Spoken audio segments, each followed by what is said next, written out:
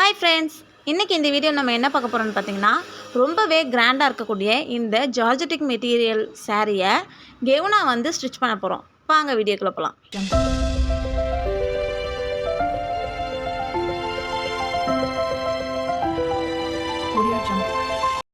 நான் இந்த சேரீயை எதுக்காக எடுத்தேன்னா, இதோட ப்ளவுஸ் வந்து நல்லாலாம் போயிடுச்சு.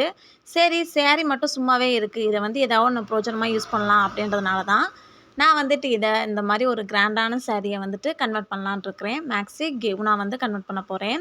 இப்போ அதுக்கு தேவையான அளவுக்கு மெட்டீரியல் வந்து, அதாவது லைனிங் கிளாத் வந்துட்டு 3 மீட்டர் அளவுக்கு நான் எடுத்திருக்கேன். ஏன்னா லாங்காக வந்து வரும் இல்லையா, அதனால் 3 மீட்டர் எடுத்தால் போதுமானதாக இருக்கும். டபுள் எக்ஸல் சைஸில் உள்ளவங்களுக்கும் இது கரெக்டான அளவாக இருக்கும். நம்ம எந்த ட்ரெஸ் வந்து நமக்கு கரெக்டான அளவாக இருக்குமோ அந்த ட்ரெஸ்ஸை வந்து எடுத்து அதே அளவு வந்து நான் மேலே உள்ள டாப்புக்கு மட்டும் வச்சுக்க போகிறேன். டாப் பீஸை வந்து நான் இப்போ எல்லாமே மார்க் பண்ணது எல்லாமே கட் பண்ணிக்கிட்டேன். கரெக்டான அளவில் எல்லாமே மார்க் பண்ணிட்டோம் அப்படின்னா ரொம்பவே பர்ஃபெக்டாக வரும். அதே போல் இப்போ நெக்ஸ்ட்டு வந்து ஸ்லீவ்லேயும் வந்துட்டு நம்ம கரெக்டான அளவு எது இருக்கோ அதை ஃபஸ்ட்டு நம்ம மார்க் பண்ணிவிட்டு அதுக்கப்புறம் எக்ஸ்ட்ரா தையல் வர்றதுக்கான ஒரு 1/2 இன்ச்சை வந்து முன்ன பின்ன வந்து மார்க் பண்ணிக்கலாம். ரொம்பவே ஈஸி தான். இதே போல் நீங்கள் வந்து தெளிவான டீட்டெயிலான வீடியோ வேணும் அப்படின்னு சொல்லி நினச்சிங்கன்னா கமெண்ட் பண்ணுங்கள். நான் வந்து கிளியராக வந்து கட்டிங் வீடியோவும் ஸ்டிச்சிங் வீடியோவும் தனித்தனியாக போடுறேன். மேக்ஸி கெவுன் வந்து ரொம்பவே ஈஸியாக நம்ம எந்த சாரியாக இருந்தாலும் சரி, எந்த ஒரு மெட்டீரியல் கிளாத்ஸ் இருந்தாலும் சரி, நம்ம ஈஸியாக வந்து நமக்கு எந்த மெத்தட் கட் பண்ணுற மெத்தட் வந்து நம்ம தெரிஞ்சுட்டால் மட்டுமே போதும். நம்ம எந்த ஒரு கிளாத்தாக இருந்தாலும் சூப்பராகவே நம்ம ஸ்டிச் பண்ணி முடிச்சிடலாம். இப்போ ஸ்லீவும் நான் வந்து கட் பண்ணி முடிச்சிட்டேன். கீழே வந்து பாட்டம் பீஸும் லைனிங் வந்து கட் பண்ணி எடுத்துக்கிட்டேன். ஏன்னா அந்த பாட்டம் பீஸ் வந்து கட் பண்ணும் போதும் நம்ம மேலே டாப் பீஸ் வந்து எடுத்தோம் பார்த்திங்கன்னா, அந்த டாப் பீஸோட லென்த்து எவ்வளோ, 4 மடிப்பு மடிச்சிருப்போம். அந்த 4 மடிப்போட லென்த்து எவ்வளோன்னு பார்த்தீங்கன்னா, ஒரு பக்கம் லென்த் வந்து 12 இருக்கும். 12 12 24. அப்போ ஃபுல் லென்த்து வந்து 24 வரும். அந்த 12 இன்ச்சு வந்து 4 மடிப்பாக மடித்து நம்ம கீழே இருக்க பாட்டம் பீஸுக்கு வந்து கட் பண்ணோம் அப்படின்னா நம்ம இடுப்பு பகுதிக்கு வந்து கரெக்டாக வந்து வந்துடும். இப்போ வந்து நான் இந்த மாதிரி நாட்டு வந்து வைக்க போகிறேன். பேக் சைடில் வந்து நாட்டு வைக்க போகிறேன். அதுக்காக தான் நான் வந்து சின்ன ரோப்பாக வந்து மாற்றிக்கிட்டேன். இப்போ 3 லேயராக வரும் பார்த்திங்களா, அந்த குஞ்சம்னு சொல்லுவாங்க. அந்த 3 லேயராக வரனால நான் வந்து இந்த மாதிரி எடுத்துக்கிட்டேன். அதில் ஒரே ஒரு லேயர் மட்டும் டிசைனாக இருக்கிற அந்த எம்ப்ராய்டரை வந்து சதுரமாக கட் பண்ணி அதை வந்து ஸ்டிச் பண்ணிக்கிட்டேன். ஆனால் இது ஸ்டிச் பண்ணும்போது வந்துட்டு அதில் பாசி இருக்கும். அது வந்து கொஞ்சம் பார்த்து கவனமாக பண்ணணும். பாருங்கள், 3 லேயரோட அழகாக நீட்டாக இருக்கு இல்லையா. இந்த மாதிரி நம்ம மேக்ஸி கெவுன் போடும்போது இந்த மாதிரி 3 லேயர் வச்சு அடுக்கடுக்காக போட்டோம்னா ரொம்பவே சூப்பராக இருக்கும். நம்ம எந்த ஒரு டிசைன் வைக்கணும்னு அவசியமே இல்லை. டிசைன் வைக்காமல், பேக் சைடு வந்து டிசைன் வைக்காமல் நம்ம இந்த நாட்டு மட்டும் வச்சாலே போதும், பார்க்க ரொம்பவே நீட்டாக இருக்கும். இப்போ பேக் சைடு வந்து நான் ரவுண்ட் நெக் தான் வச்சுருக்கேன். அந்த ரவுண்ட் நெக்குக்கு ஏற்ற மாதிரி இதில் பாருங்கள், லைனிங் துணிக்கும் மெயின் ஃபேப்ரிக்கும் நடுவில் தான் இந்த நாட்டை வைக்கிறேன். இப்படி வைக்கும் போது நம்ம தனியாக வந்து அந்த நாட்டை அட்டாச் பண்ண மாதிரி தெரியாது. அந்த ஃபேப்ரிக்கோடையே வந்த மாதிரி இருக்கும். அது இன்னுமே பார்க்க நீட் ஃபினிஷிங்கில் வந்து கிடைக்கும். அதனால தான் இப்படி உள்ளே வச்சு இன்சர்ட் பண்ணிக்கிட்டேன். ஒரு சில பேர் என்ன பண்ணுவாங்கன்னா, ஃபுல்லாகவே வந்து மெயினையும் லைனிங்கையும் வந்துட்டு கட் பண்ணி முடித்ததுக்கப்புறம் ஸ்டிச் பண்ணிவிட்டு கட் பண்ணி டர்ன் பண்ணிவிட்டு ஃபுல் ஃபினிஷிங் பண்ணதுக்கப்புறம் தான் நாட்டு வைப்பாங்க. நான் அந்த மாதிரி வைக்காமல் ஸ்ட்ரெயிட்டாகவே உள்ளுக்குள்ளே வந்து இந்த மாதிரி வச்சுட்டேன். இப்போ பாருங்கள், ரொம்பவே நீட்டாக நமக்கு அந்த சாரீ அந்த மெயின் கிளாத்தோடையே சேர்ந்து வந்த மாதிரி இருக்கும். தனியாக நம்ம வந்து அட்டாச் பண்ண மாதிரி தெரியாது அந்த ரோப்பை. அது பார்க்க இன்னமும் நீட்டாக இருக்கும். அதே போல் அவ்வளோ சீக்கிரமாக அந்தும் போகாது. ஒரு சில தான் பிசுறு வந்து தெரியும், நீட்டிகிட்ருக்கும். இந்த மாதிரி நம்ம ரோப் வந்து இதோடய அட்டாச் பண்ணிட்டோம் அப்படின்னா தனியாக வந்து தெரியாமல் இருக்கும். அதே போல் அவ்வளோ சீக்கிரம் அந்தும் போகாது. இப்போ மெயினாக வந்து படிமான தையல் வந்து மேலாக போட்டுட்டு வந்துட்டுருக்கேன். இந்த படிமான தையல் போடுறது ரொம்பவே முக்கியம். அதே போல் ரெண்டு தையலாக வந்து போட்டுக்கலாம். இப்போ ஃபுல்லாகவே சுற்றிலும் வந்து நம்ம லைனிங் துணி எடுத்த அளவுக்கு மெயின் ஃபேப்ரிக்கை வந்து நம்ம கரெக்டான அளவு வந்து கட் பண்ணியிருக்க மாட்டோம். அதனால் மெயின் ஃபேப்ரிக்கை கரெக்டான அளவு கட் பண்ணிக்கிறனால அந்த மெயின் ஃபேப்ரிக்கையும் லைனிங்கையும் ஒன்றா வச்சு ஃபுல்லாக இதே மாதிரியே மேலாக வந்து ஸ்டிச் பண்ணிட்டு வந்துட்டோம் அப்படின்னா நம்ம ஈஸியாக வந்து கட் பண்ணி எடுத்துக்கலாம். ஜாயின் பண்ணும்போது நமக்கு ரொம்பவே ஈஸியாக இருக்கும். இல்லைன்னா ஜாயின் பண்ணும்போது 4 பீஸாக வரும். 4 பீஸ் வரும்போது ஒவ்வொன்றையும் எடுத்து எடுத்து வைக்க ரொம்பவே கடுப்பாயிடும். அதுவும் ஜார்ஜெட்டுக்கு வந்து அந்தளவுக்கு ரொம்ப ஈவனாக வரும்னு சொல்ல முடியாது. அதனால் இந்த மாதிரி அட்டாச் பண்ணிக்கிட்டீங்க அப்படின்னா ரொம்பவே ஈஸியாக இருக்கும். இப்போ வந்துட்டு நான் நம்ம ப்ளவுஸில் வந்து பேக் சைடு வந்து டாட் பிடிப்போம்ல, அதே மாதிரியே டாட் பிடிச்சிக்கிறேன். இப்போ பேக் பீஸ் வந்து ரெடி ஆயிடுச்சு.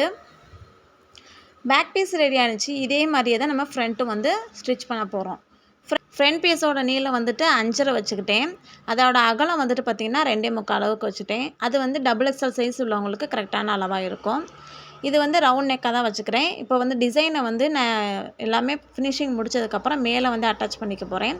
அதனால் இதுலேயுமே ரவுண்ட் நெக்கு தான் வச்சுக்க போகிறேன். சிம்பிளாக தான் இருக்கும் பார்க்க. அந்த நம்ம வந்து எம்ப்ராய்டிங் ஒர்க்கு பார்டர் பீஸ் இருக்குது பார்த்திங்களா, சாரியோட பார்டர், அதை வந்து இதில் வச்சுட்டோம் அப்படின்னா ரொம்பவே கிராண்ட் லுக் வந்து கிடைக்கும். இப்போ எப்பயும் போல் படிமான தையலை போட்டுட்டு சுற்றிலும் வந்து மெயின் ஃபேப்ரிக்கையும் லைனிங்கையும் வந்து ரவுண்டாக ஃபுல்லாகவே ஒரு தையல் போட்டுக்கலாம். போட்டுட்டோம் அப்படின்னா சுருக்கம் வராமல் இருக்கும். நம்ம ஒன்றாவே 4 ஃபேப்ரிக்கும் ஒன்றா சைடில் வந்து கடைசியில் வந்துட்டு ஒன்றா நம்ம ஸ்டிச் பண்ணுவோம்ல, அப்போ வந்து பிசுறு இல்லாமல் இருக்கும். அதே போல் சுருக்கம் இல்லாமல் இருக்கும். இந்த மாதிரி வந்து ஸ்டிச் பண்ணிட்டோம் அப்படின்னா எந்த ஒரு கிளாத்தாக இருந்தாலும் இந்த மாதிரி ஸ்டிச் பண்ணிக்கோங்க. எந்த மாதிரி ஃபேப்ரிக்காக இருந்தாலும் சரி இந்த மாதிரி ஸ்டிச் பண்ணிட்டோம். இன்னும் கொஞ்சம் டைம் வேஸ்ட் ஆகும். பட் இருந்தாலும் நமக்கு நீட் ஃபினிஷிங் வந்து கிடைக்கணும் அப்படின்னா டைமை வந்து நம்ம ஸ்பெண்ட் பண்ணி தானே ஆகுதும். ஃப்ரண்ட் பீஸ் வந்து ஃபுல்லாகவே ஜாயின் பண்ணி முடிச்சாச்சு. இப்போ ஃப்ரண்ட் பீஸ் முடிச்சதுக்கப்புறம் பார்டர் பீஸ் இருக்குது பார்த்திங்களா, அந்த சாரியோட பார்டர், அந்த பார்டர் பீஸை வந்து வி ஷேப்பில் வச்சுக்கிறேன். அந்த மாதிரி வி ஷேப்பில் வச்சா கொஞ்சம் நீட்டாக இருந்துச்சு. இல்லைன்னா வி ஷேப்லேயும் வைக்கலாம், இல்லை சென்டர் இடத்துலையும் வைக்கலாம். நான் வந்து வி ஷேப்பில் வச்சுக்கிறேன். அது வந்து ஷால் போட்ட மாதிரியும் இருந்துச்சு. இப்போ அதுக்கப்புறம் சென்டர் டாட்டு, அதாவது நம்ம ப்ளவுஸில் வந்து பேக் சைடு பிடிப்போம் பார்த்திங்களா, அந்த மாதிரியே சென்டர் டாட் வந்து இதுலேயும் வச்சுக்கலாம். இப்போ பாருங்கள் ரொம்பவே நீட்டாக வந்துட்டு நான் இதோட அட்டாச் பண்ணிட்டேன். வி ஷேப்பில் தான் எடுத்து அட்டாச் பண்ணியிருக்கேன். இப்போ இந்த ஓரங்களில் வந்துட்டு தூக்கிக்கிட்டு இருக்கோம். அதனால் ஃபுல்லாகவே அந்த ஓரத்துலேயும் வந்து தையல் விட்டுக்கிறேன். அப்போனா தூக்காமல் இருக்கும். இந்த மாதிரி இந்த பார்டர் இதில் வச்சதுக்கப்புறம் தான் அந்த சூப்பரான அந்த லுக்கே வந்து கிடச்சிச்சு. பார்க்கவே ரொம்பவே கிராண்டாக இருந்துச்சு. இப்போ ஷோல்டர் வந்து ஜாயின் பண்ணிக்கலாம். ஷோல்டர் வந்து 1/4 இன்ச் அளவுக்கு எடுத்ததுக்கு ஜாயின் பண்ணிக்கலாம். ஜாயின் பண்ணதுக்கப்புறமா இப்போ வந்து ஸ்லீவை வந்துட்டு லைனிங் துணியை எடுத்து இந்த மாதிரி கீழே வந்துட்டு மடித்து 1/4 இன்ச் அளவுக்கு மடித்து வந்து தையல் போட்டுக்கிறேன். அதுக்கப்புறம் அந்த தையல் போட்ட ஸ்லீவை அந்த லைனிங்கை எடுத்து மெயின் ஃபேப்ரிக்கில் வச்சுட்டு ஃபுல்லாக இதே மாதிரியே தையல் போட்டுக்கலாம். இந்த ஓரங்களில் தையல் போட்டு அதே மாதிரியே வச்சுட்டு எக்ஸ்ட்ரா இருக்கிற கிளாத்தை வந்து கட் பண்ணி எடுத்துடலாம். கட் பண்ணதுக்கப்புறம் இப்போ வந்து ஸ்லீவ் வந்து ஜாயின் பண்ணணும். ஸ்லீவ் வந்து ஜாயின் பண்ணும்போது சென்டர்லேருந்து ஒரு சில பேர் வந்து சென்டர்லேருந்து வைப்பாங்க. நான் வந்து அதாவது ஸ்டார்டிங்லேருந்தே நான் வந்து ஜாயின் பண்ணிட்டு வரேன். இப்போ தான் பழகுறோம் அப்படின்னா சென்டர்லேருந்து வச்சு பாருங்கள். அப்போனா தான் நீட்டாக வந்து சுருக்கம் இல்லாமல் வரும். நல்லா பழகிட்டோம் அப்படின்னா அந்த ஸ்டார்டிங்லேருந்து வரலாம். இப்போ பழகிட்டுருக்கோம் அப்படின்னா சென்டர்லேருந்தே வைக்கிறது தான் நல்லது. அதே போல் எண்டிங்கில் வந்துட்டு கரெக்டாக அந்த எண்டிங்லேயும் இந்த எண்டிங்கையும் 2 எண்டிங்கையும் துணி வந்து பிடிச்சிக்கணும். பிடிச்சிட்டு ஃபுல்லாக வந்து அப்படியே தையல் வந்து விட்டுக்கலாம். அந்த இடத்த பிடிக்காமல் விட்டுட்டோம் அப்படின்னா மேலே ஏற்றி இறக்கமாக வந்துடும். இப்போ 1/4 இன்ச் அளவுக்கு முன்னாடி வந்துட்டு தையல் போட்டிருப்போம். இப்போ 1/2 இன்ச் அளவுக்கு தையல் போட்டுக்கலாம். 2 தையல் வந்து கம்பல்சரி போடணும். அப்போ தான் பிரியாமல் இருக்கும் கையில். அதுக்கப்புறம் இப்போ வந்து டாப் பீஸ் மட்டும் தான் இப்போ ஜாயின் பண்ணிகிட்ருக்கோம். கையில் இருந்து அந்த பாடி பீஸு அது வரைக்கும் வந்து ஜாயின் பண்ணி வச்சுக்கலாம். கொஞ்சமாக ஒரு 1 இன்ச் அளவுக்கு வந்து கேப் விட்டுக்கோங்க. இந்த இடத்துல எதுக்குன்னா நம்ம பாட்டம் பீஸை வந்து ஜாயின் பண்ணுவோம்.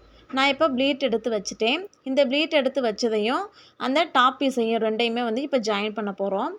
ஜாயின் பண்ணும்போது அடியில் வந்துட்டு அதாவது டாப் பீஸ் வந்து அடியில் வச்சுருக்கேன். கீழே இருக்க பாட்டம் பீஸ் வந்து மேலே வச்சுருக்கேன். ப்ளீட் எடுத்தது வந்து மேலே வச்சுருக்கேன். அந்த ப்ளீட் எடுத்ததையும் இதை 2யும் வந்து ஜாயின் பண்ணணும். ஜாயின் பண்ணும்போது பார்த்து கவனமாக ஜாயின் பண்ணணும், இல்லைன்னா சுருக்கம் ஆகிடும்.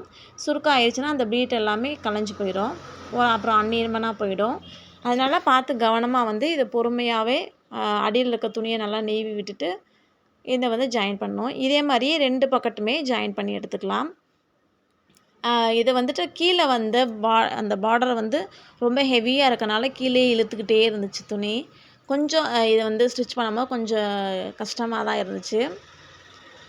எப்படியோ ஒரு வழியாக ஆனால் ஸ்டிச் பண்ணி முடிச்சுட்டேன். இதை ஸ்டிச் பண்ணிகிட்டு இருக்கும்போது எப்படா போடுவேன்ற ஒரு ஆர்வம் தான் இருந்துச்சு. ஏன்னா வாட்டி இந்த மாதிரி கிராண்டான சாரீ வந்து கிராண்டான மேக்ஸி கவுன் வந்து போட போகிறேன். ஆனால் ரொம்பவே எனக்கு ஆர்வமாக இருந்துச்சு. பாருங்கள் நீட்டாக வந்து அந்த ப்ளீட் எல்லாம் வந்துருச்சு. இதே மாதிரி 2 பக்கட்டும் ப்ளீட் எடுத்து முடிச்சதுக்கப்புறம் இப்போ டாப் பீஸில் வந்து பாதியோடு நம்ம விட்டுருந்தோம் பார்த்திங்களா, அந்த பாதியோடு விட்டதுலேருந்து ஸ்டார்ட் பண்ணணும். அந்த இடத்துல வச்சுட்டு இப்போ இந்த 4 அந்த 2 மடிப்பு அந்த கீழே இருக்க பாட்டம் பீஸ், அதாவது இடுப்பு பகுதி, அந்த இடுப்பு பகுதியில் வந்துட்டு அங்கன இருந்து அந்த 2 பீஸையும் பிடிச்சி வச்சுட்டு கிராஸாக வந்துட்டு வரணும். தையல் வந்து மெயினான ஒன்று, கிராஸாக தையல் வந்து வரணும். அப்படி கிராஸாக தையல் வரலை அப்படின்னா நம்ம அந்த கெவுன் எடுத்து மாட்டிகிட்டு இருக்கும்போது வேர் பண்ணும்போது அந்த இடுப்பு பகுதியில் வந்து புஷ்ஷுன்னு தெரியும். ஆல்ரெடி நம்ம வெயிட்டாக இருப்போம். குண்டாக இருக்கவங்க இந்த மாதிரி போடும்போது அந்த இடத்துல இன்னும் புஷ்ஷுன்னு இருந்தால் அசிங்கமாக இருக்கும். அதனால தான் நல்லா நல்லா ஈவனாக வந்து கிராஸாக வந்துச்சுன்னா அந்தளவுக்கு தெரிஞ்சுக்காது. அதனால தான் கிராஸாக போடணும். இப்போ வந்துட்டு மெயின் ஃபேப்ரிக்கையும் அதே வந்து ஒரு 1/4 இன்ச் அளவுக்கு கேப் விட்டுட்டு ஸ்டிச் வந்து போட்டுக்கலாம். இதே மாதிரியே 2 பக்கட்டும் பண்ணிக்கிட்டோம் அப்படின்னா ரொம்பவே சூப்பரான மேக்ஸி கவுன் வந்து ரெடி ஆயிடுச்சு. இது நான் போடும்போது என்னாலேயே நம்ப முடியலன்னு சொல்லலாம். அந்த மாதிரி இருந்துச்சு. ரொம்பவே சூப்பராக இருந்துச்சு. இந்த வீடியோ உங்களுக்கு ரொம்பவே யூஸ்ஃபுல்லாக இருக்கும் நம்புகிறேன். நெக்ஸ்ட் வீடியோவில் உங்களை நான் சந்திக்கிறேன். மறக்காமல் என்னோடய சேனலை சப்ஸ்கிரைப் பண்ணிக்கோங்க. பெல் ஐக்கானை கிளிக் பண்ணுங்கள். அப்போ தான் நான் போகிற ஒவ்வொரு வீடியோ உங்களுக்கு நோட்டிஃபிகேஷனாக வரும். Bye friends. ஏதோ சென்டிமெண்டா கேக்குறானே, போடா போகுது.